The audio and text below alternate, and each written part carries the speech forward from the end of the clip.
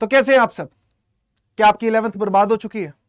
जब पढ़ना था तब नहीं पढ़ पाए, या पढ़ने का मन नहीं करता था, नए नए 10th से 11th में पहुंचे थे, फोकस नहीं कर पाते थे, इसलिए 11th थोड़ी मस्ती में निकाल दी। कुछ घर के सर्कमस्टांसेस ऐसे बन गए कि 11th में ध्यान नहीं दे पाए, और अब जब 12th में पहुंच गए हैं या जब ड्रॉपर बन गए हुए हैं तो अभी भी वो 11th का सिलेबस हमें सताता है। जब भी 11th की कोई पीछे से कोई चीज कनेक्ट होती है ना, तो वो चीज बहुत ज्यादा हर्ट करती है। अगर आपके साथ भी ऐसा है और आप भी अगर ये प्रॉब्लम फेस कर रहे हैं, तो बेटा ये वीडियो डेफिनेटली आप लोगों के लिए है।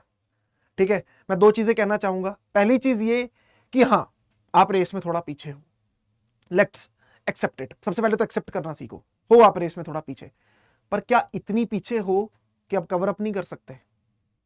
क्या इतनी पीछे हो गए हो कि अब जीत नहीं सकते? तो ऐसा तो बिल्कुल नहीं है। मैं क्लियर कर दूं ये बात, रेस में पीछे हो लेकिन अभी भी अगर फुल पोटेंशियल के साथ दौड़ोगे तो जीत जाओगे, पहला बात। दूसरी बात यह है कि बेटा जो हो गया उसे छोड़ो। अब जरूरत है सीरियस होने की, और अब जरूरत है यह बात समझने की कि सर अब प्लान क्या रहेगा, और उस प्लान की तरफ कितनी सीरियसनेस दिखाने की जरूरत है, वो इस वीडियो में मैं आपको कवर करूंगा। ठीक है बेटा, तो सबसे पहले थोड़ी मोटिवेशन से स्टार्ट करते हैं, क्योंकि जिनकी 11th बर्बाद हो गई या जिनकी 11th नहीं अच्छे से हो पाई या कुछ रीजन रह गया, उन्हें थोड़ी तो मोटिवेशन की जरूरत होती है। तो सबसे पहले थोड़ी मोटिवेशन के साथ स्टार्ट करते हैं, और मोटिवेशन है आज की कि you can start late, look different, be certain and still succeed. समझ में आया? आप लेट भी स्टार्ट करके, अनसर्टेन भी रह के स्टिल सक्सीड कर सकते हो, क्योंकि बेटा सब लोगों की जर्नी एक जैसी नहीं होती। सभी लोग जो नीट क्वालिफाई करते हैं, अगर आप उनसे पूछोगे कि क्या आप एक ही पैटर्न पे पढ़ाई कर रहे थे सबके सब, तो वो कहेंगे नहीं। कोई कहता था मैं सुबह उठ के जल्दी पढ़ाई करता था, मैं रात को देर तक जागता था पढ़ने के लिए, मुझे शॉर्ट नोट्स बनाने की आदत थी, मैं सिर्फ रेफरेंस बुक से पढ़ता था, मैं सिर्फ टेस्ट पे टेस्ट लगाता था, मैं ज्यादा थ्योरी पढ़ता था। तो हर टाइप के लोग एग्जिस्ट करते हैं सक्सेस में। ठीक है, एक सक्सेसफुल इंस्टीट्यूशन में आप कहीं भी चले जाएंगे, वहां हर टाइप के बच्चे एग्जिस्ट करते हैं। तो सबसे पहले आप डिफरेंट हो सकते हैं, बट ऐसा बिल्कुल भी नहीं है कि आप सक्सीड नहीं कर सकते। आपकी अपनी स्टोरी होगी, और आपको अपनी स्टोरी पे ध्यान देना है, अपनी जर्नी पे ध्यान देना है, किसी की जर्नी को कॉपी नहीं करना है। ठीक है बेटा, तो अगर आप 11th में पीछे रह गए हैं, पहले तो ये एक्सेप्ट करिए कि ये मेरा ट्रुथ है। हाँ जी, हो गया जो होना था, ठीक है, मैं रह गया पीछे, अब बताओ। तो बेटा सबसे पहले जो चीज आपको करेक्ट करने की जरूरत है ना, वो है अपना शेड्यूल। क्या है? सबसे पहले आपको शेड्यूल, स्टडी शेड्यूल बनाने की जरूरत है। अभी तक नहीं बनाया, कुछ भी पढ़ लिया करते थे, जो मन आता था ले लेते थे, वैसा अब नहीं चलेगा। ठीक है, आपको सबसे पहले जानने की जरूरत है कि स्टडी शेड्यूल सर कैसा होना चाहिए हमारा। मैं आपको वेरी फ्रैंकली बता देता हूं, क्योंकि अभी आपका मिड ऑफ अगस्त चल रहा है। ठीक है, मिड ऑफ अगस्त आप लोगों का चल रहा है। स्टडी शेड्यूल अब ये होना चाहिए आप लोगों का कि आपका जो है बेटा, अपनी क्लासेस के अलावा अगर मैं कहूं, जो आप अभी जो 12th का पढ़ रहे हो या जो आपका चल रहा है उसको छोड़ के, वो तो कुछ 6 आवर्स है जो भी आपका है वो ठीक है, उसके अलावा कम से कम आपको 4 to 5 आवर्स डेडिकेट करने पड़ेंगे। ठीक है, अगर मैं 4.5 आवर्स भी बोलूं तो फाइन होगा। सबके लिए मान लो 1.5, ठीक है, 1.5 आप सबके लिए मान लो, 1.5, ठीक है, ये सबके लिए आप मान सकते हो। ठीक है, फिजिक्स के लिए भी, केमिस्ट्री के लिए भी, और बायो के लिए भी। तो आपको 4.5 आवर्स या 4 to 5 आवर्स तो देने ही पड़ेंगे रोज के, अगर आप 11th आपकी बहुत कमजोर है और आपको ठीक करनी है। और सर इन आवर्स में हमें कितना पढ़ना है, कितनी आगे तक जाना है, कैसे करना है, तो ये तो पहले आपका स्टडी शेड्यूल आ गया कि ये एक्स्ट्रा है आपका, ये वो वाला नहीं है। समझ रहे हो मेरी बात? ये मैं वो नहीं कह रहा कि टोटल में आपको दिन को जो आपका एग्जिस्टिंग चल रहा है वो तो चलाना ही है, उसके अलावा ये हो गया, यानी कि टोटल आपकी मान के चलिए 12 घंटे की पढ़ाई होगी, जो आपका 6 आवर्स मिला के जो आपके क्लास का या दोबारा जो आप डीपीपी वगैरह जो करते हो उसके अलावा जो है वो आपको ये 5 आवर्स निकालने पड़ेंगे। तो 12 to 13 आवर्स आपके बन जाएंगे। सीधा सीधा बताता हूं, बिना किसी बात को तोड़ मरोड़ के या गोल मोल के मैं नहीं बता सकता, सीधा सीधा बता रहा हूं, 5 घंटे तो देने पड़ेंगे दिन के। ठीक है, समझ में आ गया? पहले अपना स्टडी शेड्यूल बना लिया, ये बात आपको पता लग गई। ठीक है, ये आप देख लो कि आप एक ही बार में 5 आवर्स दे सकते हो, या पहले 1.5 घंटा पढ़ोगे, शाम को 1.5 घंटा पढ़ोगे, सुबह 1.5 घंटा पढ़ोगे, वो आप देख लो आपको किस तरीके से मैनेज करना है। आपको ब्रेक्स में पढ़ना अच्छा लगता है या कॉन्टिन्यूटी में पढ़ना अच्छा लगता है। ठीक है, पहली बात क्लियर होगी। दूसरी चीज क्या है, 1+2+3 फॉर्मूला, जो मैं बहुत बार स्टूडेंट्स को बताता हूं। 1+2+3 फॉर्मूला क्या चीज है? देखो बेटा, फिजिक्स में जब आप सिलेबस को एनालाइज करोगे ना, तो आपको पता लगेगा सिलेबस में ही टोटल मिला के 150 to 160 टॉपिक्स हैं।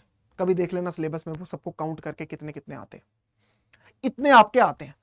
अगर आप रफली मान लो 150 भी, ठीक है, तो आपको 5 मंथ्स चाहिए, 5 मंथ्स चाहिए। अगर आप रोज का एक टॉपिक और उसको पूरे इसके क्वेश्चंस भी कर देते हो, तो आपको 5 मंथ्स का टाइम चाहिए। समझ में आ गया? 30 दिन होते हैं, 30 × 5, 150 आपका हो गया। तो आपको जो आप 1.5 घंटे में पढ़ने वाले हो, अगर फिजिक्स के लिए आप एक टॉपिक भी कर देते हो और उसके क्वेश्चंस अच्छे से, 1 से 2, टारगेट 2 का लेके चलना, अगर 1 हो जाए तो बहुत बेहतर।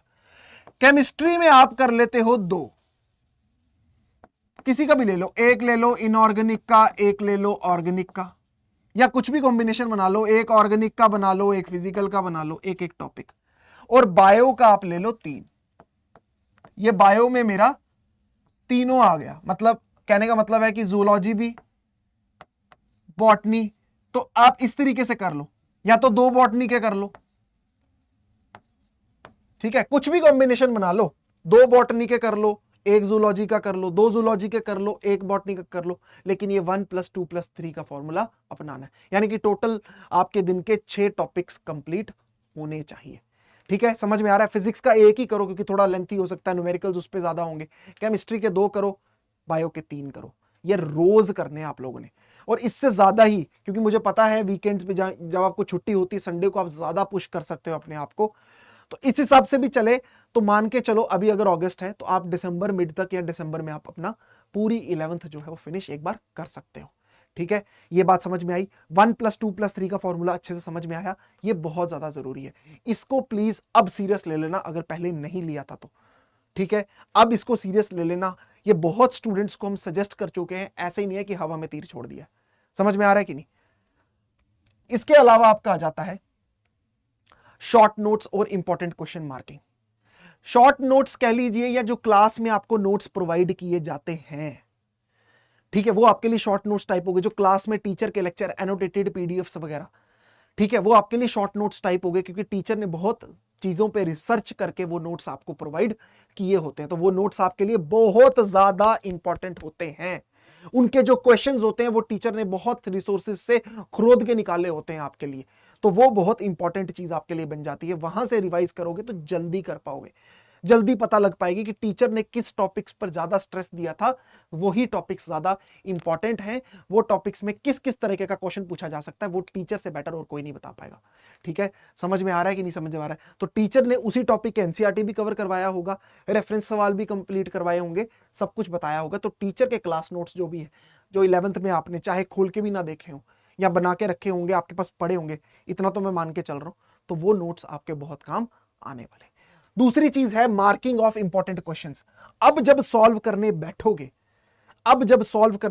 और देखने बैठोगे, तो प्लीज ये बात बहुत अच्छे से नोट कर लेना कि कौन से क्वेश्चंस आसान हैं और कौन से क्वेश्चंस मुश्किल हैं। जो क्वेश्चंस अच्छे लेवल के हैं उनकी मार्किंग अब करके रखना प्लीज, चाहे वो आपको डीपीपी में करनी पड़े, ठीक है, मॉड्यूल में करनी पड़े, ठीक है, जो आपके क्लास टेस्ट होंगे उसमें करनी पड़े, ये मार्किंग प्लीज कर लेना, क्योंकि ये आगे की जब आप सेकंड रिवीजन देने पड़ोगे उसके लिए ये बहुत ज्यादा आसान हो जाएगा, क्योंकि आपको पता होगा कौन से क्वेश्चंस अब रिवाइज करने हैं। ये क्वेश्चंस हैवी कॉन्सेप्ट वाले हैं, जो सभी चीजें मुझे याद करवा देंगे। तो ये चीज आपको क्लियर होगी, ये चीज कैसे कवर अप करनी है, ये तो एब्सोल्युटली समझ में आ गया कि आपको मार्किंग करनी है। और जो क्लास नोट्स जो आपके शॉर्ट नोट्स की फॉर्म में बने होते हैं, या खुद आपने 11th में पढ़ते हुए बना लिए थे, तब तो बहुत अच्छे हैं, तो वो आपके पास पड़े हुए हैं, तो वो आपके बहुत ज्यादा काम आने वाले हैं। समझ में आ गई ये बात? ये चीज एब्सोल्युटली क्लियर हो गई। इसके बाद लास्ट चीज आ जाती है टेस्ट। बच्चों ने अक्सर पढ़ा नहीं होता तो टेस्ट से भी दूर भागते हैं। बेटा टेस्ट से क्यों दूर भाग रहे हो? अगर आपके पास 11th क्लास के पुराने टेस्ट पड़े हुए हैं, अगर आपके पास पास्ट टेस्ट पड़े हुए हैं, तो मैं कहूंगा कि सैटरडे प्लस संडे को वो पास्ट टेस्ट देना स्टार्ट कर दो, क्योंकि उसकी आंसर की तो प्रोवाइड होती है, तो वो आप आराम से अटेम्प्ट कर सकते हो, उसमें तो कोई दिक्कत नहीं आनी चाहिए। तो अपने टेस्ट आपको जरूर देने हैं, पास्ट टेस्ट, ठीक है। और जो आ रहे हैं टेस्ट, कुछ पिछले आपको, जैसे अभी 12th चल रही है, फिर भी आपके कुछ पिछले टॉपिक्स के टेस्ट ले लिए, वो टेस्ट आपको जरूर देने हैं। और साथ में टेस्ट सीरीज में जल्दी से जल्दी इनरोल करना है, ठीक है। टेस्ट सीरीज में कोई भी अच्छी टेस्ट सीरीज, ठीक है, अच्छी टेस्ट सीरीज में जल्दी से इनरोल करना है, क्योंकि आप टेस्ट सीरीज में इनरोल करेंगे, देंगे। और अब शर्माओ मत प्लीज, सबसे पहले तो शर्माना छोड़ो, ठीक है। मान लिया तुम्हारे टेस्ट में कम नंबर आ जाएंगे, थोड़ा क्या पता पेरेंट्स भी कुछ बोले, खुद भी डिमोरलाइज हो, पर ये सच है, सच को एक्सेप्ट करो। ऐसा मत करना कि पहले मैं कंप्लीट कर लेता हूं पूरा, दिसंबर तक लेके जाता हूं, फिर दिसंबर के बाद टेस्ट देना स्टार्ट करूंगा। तब क्या टेस्ट दोगे? अभी अगर हो रहे हैं टेस्ट तो दो, कोई बात नहीं। कम आ रहा है कोई बात नहीं, टेस्ट में भी जो आपसे नहीं होगा, फिर जब वो टॉपिक आप कवर अप कर लोगे, फिर वो टेस्ट वाला क्वेश्चन करना, तो आपको लगेगा ठीक है यार कोई बात नहीं, मैंने पढ़ा नहीं था इसलिए नहीं हुआ था, तो थोड़ा मोटिवेशन लेवल आपका हाई रहेगा। समझ में आ रही है मेरी बात? बेटा ये सभी पॉइंट्स जो हैं, अगर ये आपने टिक मार्क कर लिया, अपना स्टडी शेड्यूल ठीक कर लिया, 1+2+3 का फॉर्मूला देख लिया, शॉर्ट नोट्स और आपने मार्किंग ऑफ इंपॉर्टेंट क्वेश्चंस कर लिया, और टेस्ट पे ध्यान दे दिया, तो आपका काम हो जाता है फिनिश। कोई नहीं रोक सकता आपको 4 से 5 महीने में पूरी 11th को दोबारा ठीक करने में। आराम से ठीक हो जाएगी, फिर आप टेस्ट दोगे, एनसीईआरटी की रिवीजन करोगे, सब चीजें दोबारा इंक्लाइंड हो जाएंगी, और आप उसी पेस पे आ जाओगे जिस पेस पे इस वक्त सिलेक्शन वाला बच्चा चल रहा है। तो बेटा इन सब चीजों को रिग्रेसली फॉलो करना स्टार्ट कर दो, और आलस सबसे पहले बंद करो, और माइंडसेट में चेंज लाओ। बहुत हो गया तुम्हारा, ठीक है। माइंडसेट में सबसे पहले चेंज लेकर आओ, ये लूजर वाला एटीट्यूड प्लीज साइड पे छोड़ो, ठीक है। अगर कोई गलती हो गई है, accept it and put your chin up. नीचे देखने की जरूरत नहीं है, या डाउन फील करने की जरूरत नहीं है। अभी नीट नहीं हुआ है, अभी नीट होना है। जब तक लास्ट दिन नहीं हो जाता, जब तक हम एग्जाम दे नहीं देते, तब तक हम ये नहीं मानेंगे कि हम हार चुके हैं, ठीक है। मेरी बात समझ में आ रही है कि नहीं समझ में आ रही है? Till the game is over anything can happen. कहते हैं ना स्पोर्ट्स में भी कुछ भी हो सकता है, वैसे इसमें कुछ भी हो सकता है यार, कोई भी कुछ भी बदल सकता है, मेहनत की बात है, ठीक है। अब स्टडी शेड्यूल में जब तुम्हें आदत पड़ जाएगी, तुम्हें तुम्हारा गोल दिखेगा, तुम्हें तुम्हारा रिजल्ट दिखेगा, मैं कह रहा हूं तुम 4-5 घंटे, तुम 6-7 घंटे भी देने के लिए तैयार हो जाओगे। मैं ये लिख के देता हूं तुम लोगों को, क्योंकि तुम्हें रिजल्ट्स दिखेंगे। तो रिजल्ट्स कब दिखेंगे? जब शेड्यूल बनेगा, जब एक प्रॉपर सिस्टमाइज्ड मैटर में तुम लोग पढ़ाई करोगे। तो बेटा ये पैटर्न प्लीज फॉलो करिए, ठीक है। और फॉलोअप मैं जरूर आपसे लेना चाहूंगा कि कैसा चल रहा है, मुझे आप लोग प्लीज कांटेक्ट करके बताइए, मैसेज करिए कि क्या किस तरीके की ग्रोथ चल रही है। I will definitely help you at every stage. तो इसी के साथ मैं लेता हूं अब आपसे इजाजत। मिलते हैं आपसे नेक्स्ट वीडियो में, तब तक के लिए stay tuned and subscribe to NCERT अड्डा।